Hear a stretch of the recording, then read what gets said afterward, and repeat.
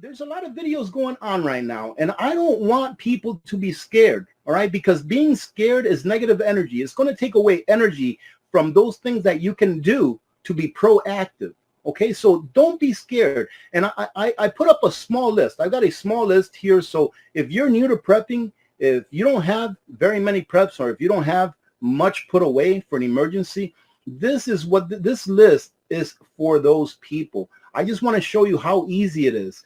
And although it's not as inexpensive as it used to be, it's still inexpensive relative to your labor, right? So you, even if you make, 20 bucks an hour, you can still do this with 1 week's labor. And I know that may be a lot to ask for some people, being that the about what is it, 69% of Americans don't even have, I think it's $1,000 in the bank or $500 in the bank. But even with this list that I'm going to share with you, you can break it down. And even if it takes you a couple of months to get these things, break it down if you have to. In my opinion, if it were me and I could afford to fill in this list right now because I wasn't prepped at all, I would do it right now if it were me, because it would give me some peace of mind. But here we go. Let me go ahead and share this with you. This is a list of preps that will get you through. It will get you through a couple of months for one person. If there's two people, it'll get you through 1 month for two people. And then you can do the math after that, depending on how many people there are in your family. But this is not a luxury prep.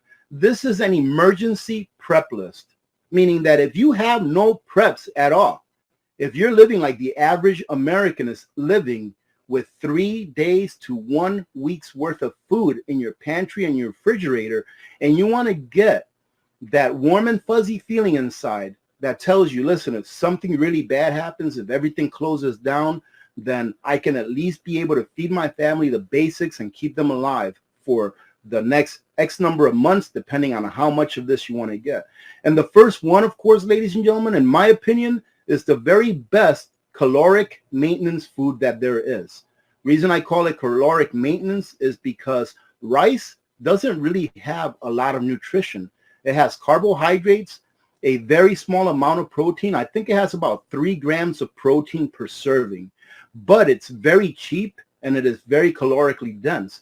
So if you go out there and you purchase 150-pound bag of rice from wherever it is, and I put a $30 price tag on it, just, is a swag, scientific wild ass guess is what swag stands for. So I swagged it with about $30 because you can find a 50-pound bag of rice, more than likely long grain rice, for about 30 bucks. That's 82,800 calories. All right. 25 pounds of beans, pinto beans, pretty much any legume, any kind of bean that you purchase has about the same amount of calories, about 1,440 calories or so, something like that per pound. But you're looking at a 25-pound bag of beans. 25-pound bag of beans for roughly is 36,000 calories. And I think I went a little conservative on this, saying it's $25 for a 25-pound bag, but it's probably a little less depending on where you live. Here it's like $23 now, which is kind of expensive for bulk, but 25 bucks. Now for protein, I know that we here, at least in the Western world, in the Western countries, we like our proteins, all right? But you can substitute this with anything, and this is at today's prices.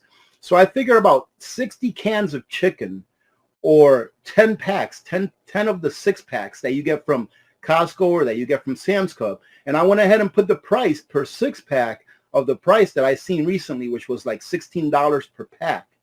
$160 for 60 cans of chicken, which means that if it's one person, you can have 1 can per day. And that 1 can of chicken per day is going to give you roughly 60 grams of protein. All right, ladies and gentlemen. So that right there is probably the most expensive prep on this list. But like I said, you can substitute that with whatever you want.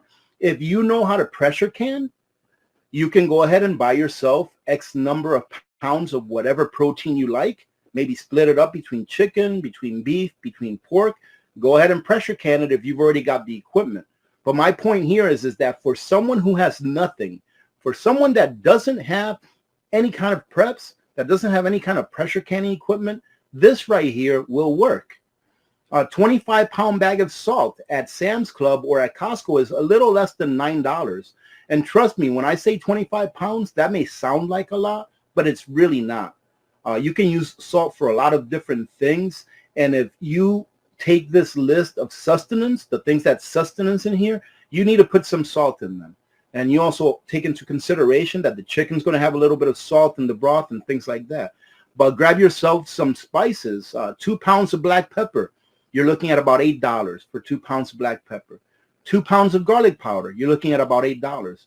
Now, depending on how much spices you put in your food, you can break these up. You can get 1 pound of pepper, 1 pound of garlic powder, 1 pound of whatever other kind of seasoning you want, and then break it up like that. But right here, I'm just trying to give you ideas because it is important, ladies and gentlemen. Everyone in this country needs to be prepared. If everyone in this country, just imagine this, if everyone in the country or every family in the country had a list like this in their pantry, right, that they knew that they had and they could use in case of an emergency or a crisis, however short or long it is, we would all be much better off as a nation, right? We would all be much better off. There you go, ladies and gentlemen. I don't do a lot of Walmart, so I really wouldn't know. But there you go. Look at that. You can make it stretch. You can stretch that dollar. You can stretch the dollar. This is just a list to give you ideas. So if you don't eat chicken, get something else. But here we go again. Make sure that you get a small water filter or the best water filter that you can get. Now, let's say that you have all the money in the world. You can go out there and prep for a year in one day. But let's say that you don't. A mini Sawyer, in my opinion, is the best water filter for the money, the best bang for your buck. I'd rather have a Berkey for everyday use for my family, but if you are not of the means that you can go and spend $300 or $400 for a Berkey water filtration system, a mini Sawyer will do the job. You just have to make sure that you take care of it.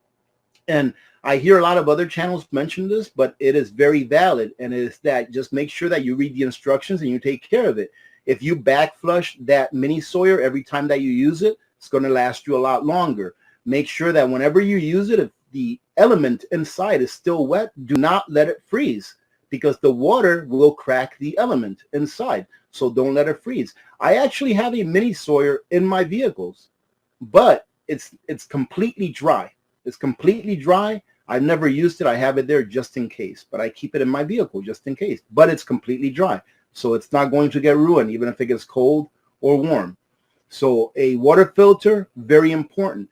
I would rather have a water filter and not have any water, because if something happens where you know that the water is going to turn off, fill up your bathtub. Fill up every container that you have in your house with water before the water stops flowing. And then there you have a water filter that will allow you to make any water potable pretty much. You know, in addition to that, maybe get yourselves a gallon of chlorine or a bleach that you know you're going to be able to use, and rotate it. Rotate it out with your laundry. If you use bleach for laundry, rotate it out.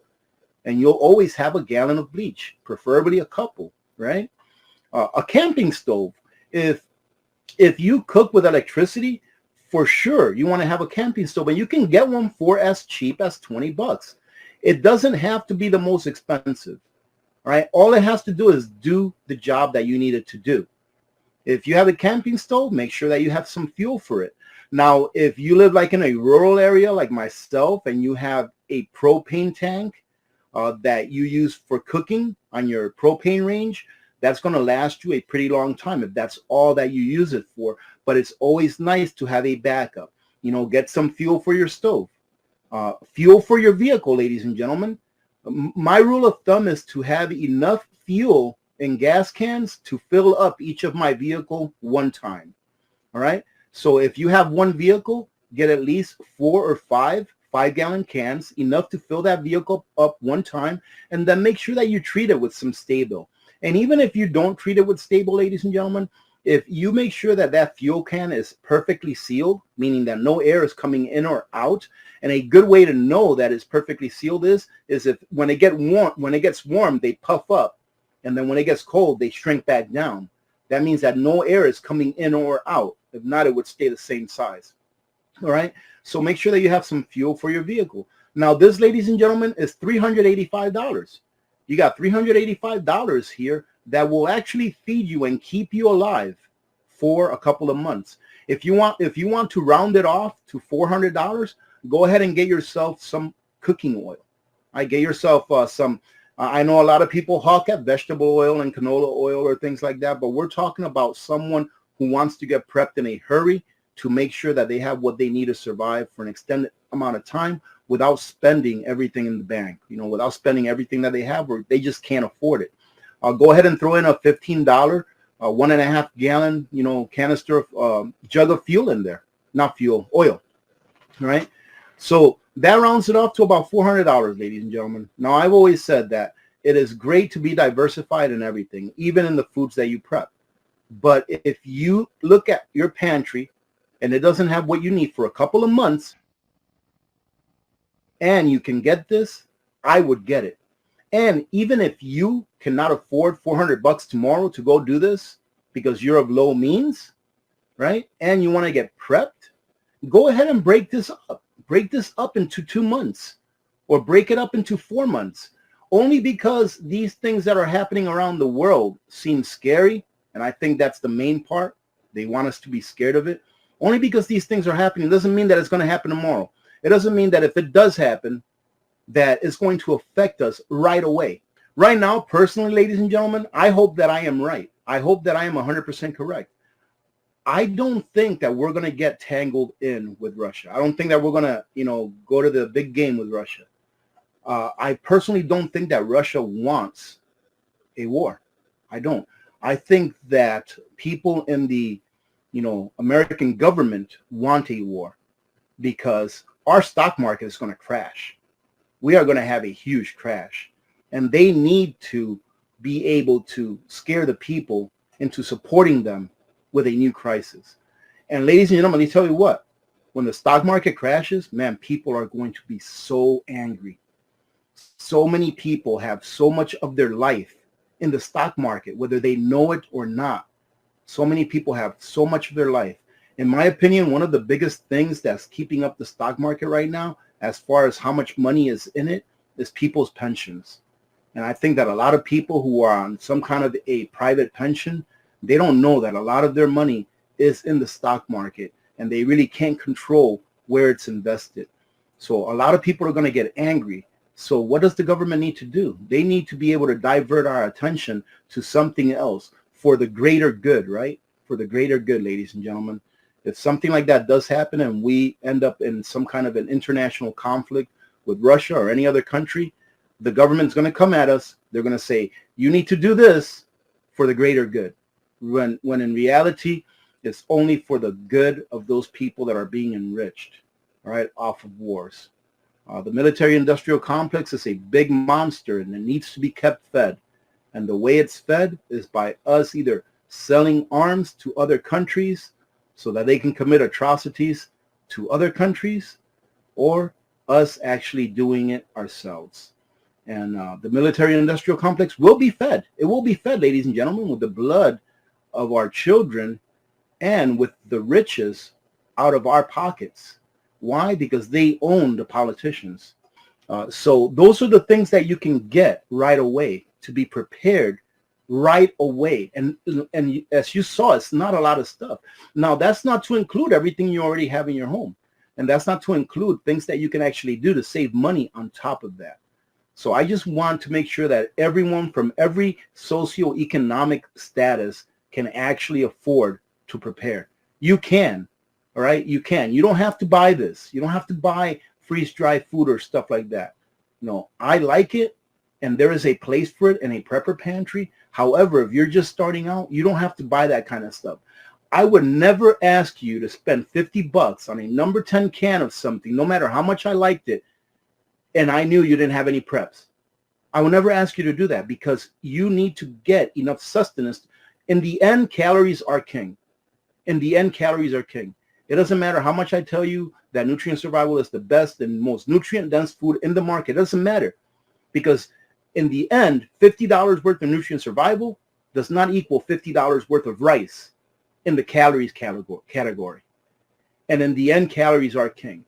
So if you are of low means, if you are not prepped, if you want to get prepped in a hurry and get what I like to call that warm and fuzzy feeling inside that you're going to be okay and your family is going to be okay for a determined number of weeks, months, hopefully all the way up to a year, then I'm not telling you to copy the list that I just showed you, but use it so that you can get ideas. Because what if you don't like rice?